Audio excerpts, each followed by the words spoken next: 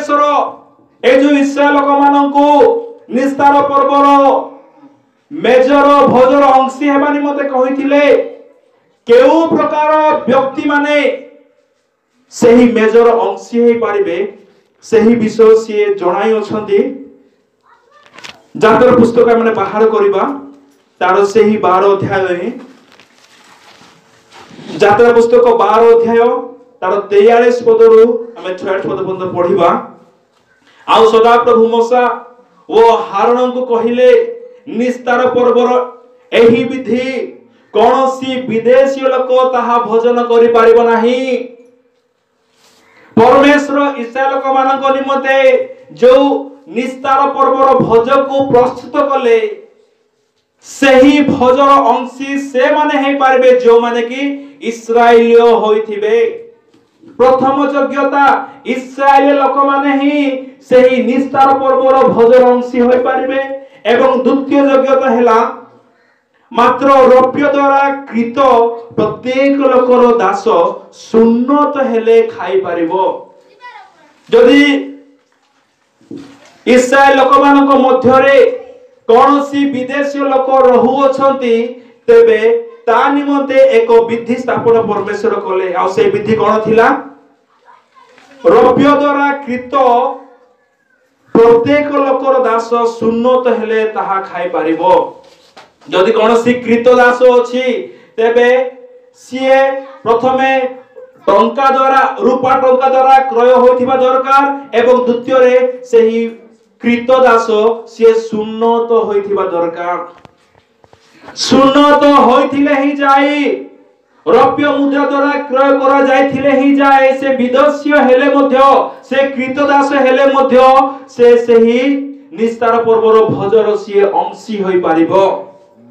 तेबे आउ तार तृतीय विषय लिखा जाए एक गृह मध्य ताहा भोजन करा जीवो।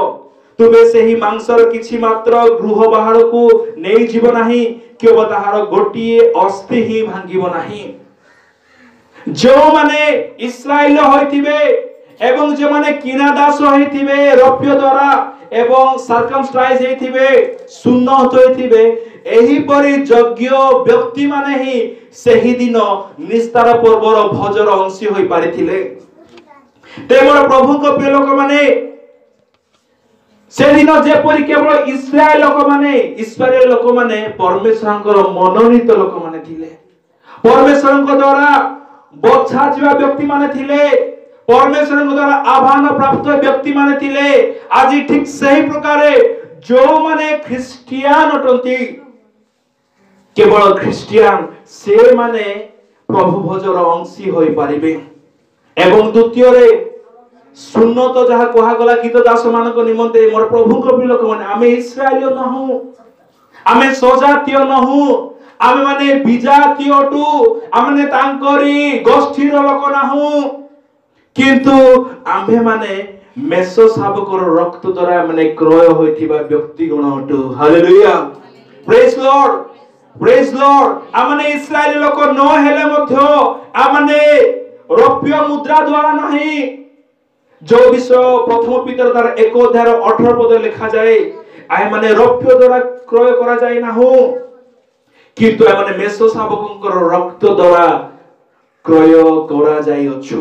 एही कारण हेतु आमे माने प्रभु यीशु ख्रीष्टंकर मेजर माने अंशी होई पारिबा एवं जो व्यक्ति क्रय करा जायथिबो से व्यक्ति कोन होइथिबा दरकार से व्यक्ति सुन्नत होइथिबा दरकार। तबे नूतन नियम रे सुन्नत को आमे कोन बोली बुझिबा। नूतन नियम को आमने बुझिबा निमते हेले आत्मिक भाबरे आमान को बुझिबा निमते पड़िबो। एणु कलसियो ताहार 2 अध्याय बाहर करंतु। कलसियो पुस्तक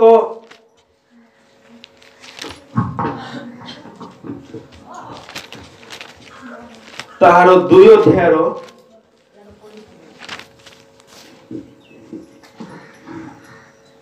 ताहार 11 12 13 पद पढिबा। आहुरी मध्ये तुमे माने शारीरिक स्वभाव त्याग करी ख्रीष्टଙ୍କ सहित संयुक्त होई अहस्तकृत सुन्नतरे अर्थात ख्रीष्टीय सुन्नतरे सुन्नत प्राप्त होइछ तुम्हे माने बाप्तिस्मरे ताहांको सहित समाधि प्राप्त होई जेउ ईश्वर ताहांको मृतमानଙ୍କ ମଧ୍ୟରୁ उठाइले ताहांको कार्य साधक शक्ति रे विश्वास करी ख्रीष्टଙ୍କ सहित ମଧ୍ୟ उत्थापित होइछ अपराध पुरातन नियम रे एक कृतदास से सुन्नत हेला पर ही सही दिन से निस्तार पर्वर भोजन से अंशी हे पारुथिला किंतु नूतन नियम रे जो माने आत्मिक भाबरे सुन्नत अर्थात जो माने बपतिस्म नै अछंती सही व्यक्ति माने एही मेजर अंशी हेबा निमते योग्य अटंती ताहार कलसियो 2 अध्याय 12 पद अनुसार सुन्नत को नूतन नियम रे बपतिस्म सहित तुलना करा जाए ताको बपतिस्म बोली कहा जाए।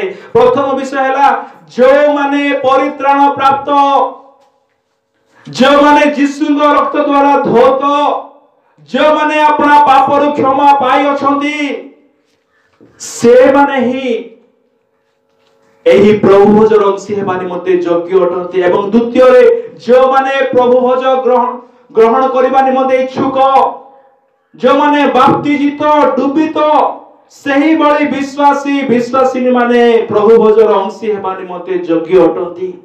आमे टिके पढिबा एही समय प्रथम करते बाहर करंतु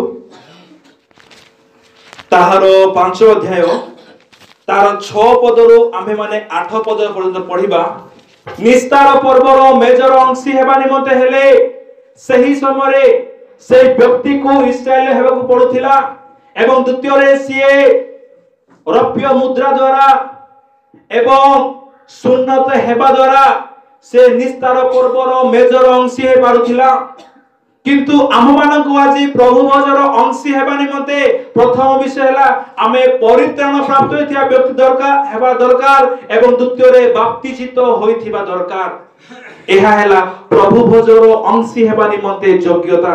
तृतीय विषय हम टिके पढिबा प्रथम करंती तार 6 अध्याय रो 8 पद हम पढिबा किंतु तुम्हे माने निजे निजे अन्याय यो क्षति करूछ पुनी ताहा भाई मान को से 5 अध्याय 8 पद प्रथम करंती अतएव आस आमे माने पुरातन खमीर क्योबा दुष्टता व कुकर्म रूप खमीर द्वारा पर्व पालन न करी सरलता और सत्य रूप खमीर शून्य रोटी द्वारा पर्व पालन करू। एठारे पावलो तृतीय एवं चतुर्थ योग्यता विषय कहउछंती जो माने मेजर अंश हेबाकू चाहंती। तृतीय योग्यता हैला जो माने सरलता जीवन बिताती